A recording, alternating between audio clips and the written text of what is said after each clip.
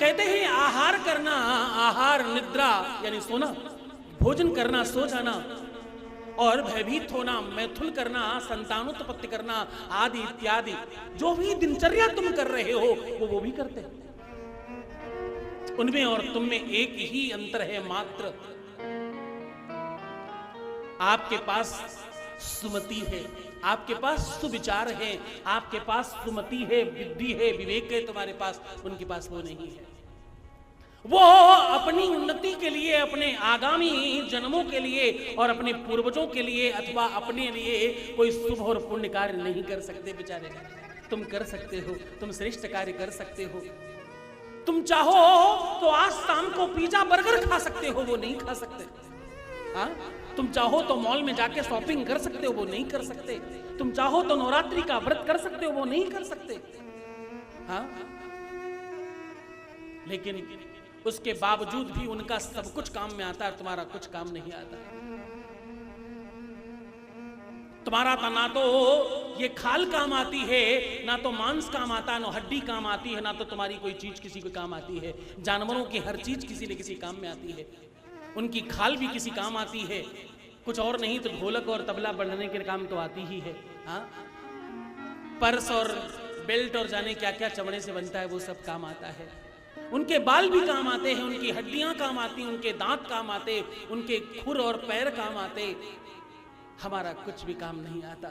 हम तो जलाकर राख कर दिए जाते, खाक कर दिए जाते, फिर भी हम अभिमानी हैं। तो शास्त्र कहता है मनुष्य रूपेण मृगास चरंती, कहीं तुम बिना धर्म के, बिना भजन के मनुष्य के रूप में मृग के जैसे घूम तो नहीं रहे। जरा विचार करना कि तुम ऐसा क्या श्रेष्ठ काम करते हो कि परमात्मा को तुम्हारी सुननी चाहिए। तुम्हें किसी से प्रेम है, तुम किसी से लव करते हो, प्रेम करते हो, किसी को पाना चाहते हो, किसी के हो जाना चाहते हो, अच्छा विवाह चाहते हो, अच्छा मकान चाहते हो, अच्छा व्यापार चाहते हो, संतान अच्छी चाहते हो, उन्नति चाहते हो, पढ़ाई लिखाई चाहते हो, दुनिया भर की चीजें चाहते हो। इतना सब चाहने के बदले में देते क्या हो, जरा वो बताओ ना। हाँ, तुम अपने को सुंदर बनाने के लिए मुझे लगता है 100, 200, 400 रुपए का वो खा जाते हो होठों में लगाने वाला, उसको भी तुम कुछ पैसे देते हो जाकर ताकि वो तुम्हें सुंदर बनाए। परमात्मा को तुम क्या दे रहे हो जिससे वो तुम्हें सुंदर और श्रेष्ठ बनाए, तुम्हारे जीवन में सारे अभावों को समाप्त कर दे।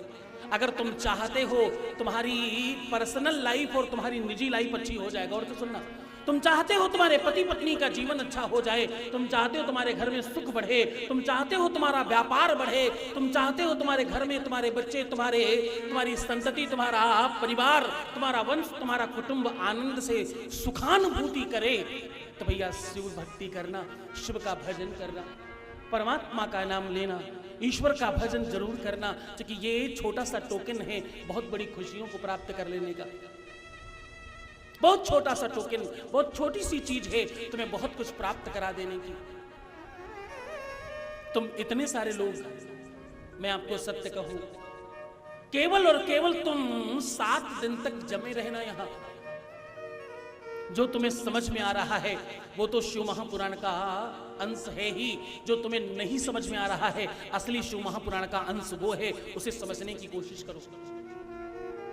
तुम जितनी भी आयु के हो, तुम बड़े हो, बूढ़े हो, बच्चे हो, किसी भी आयु के हो, फर्क नहीं पड़ता। फर्क एक बात से पड़ता है, तुम कितने समझदार हो, तुम्हारी बौद्धिक आयु कितनी ज्यादा है, उससे बहुत फर्क पड़ता है।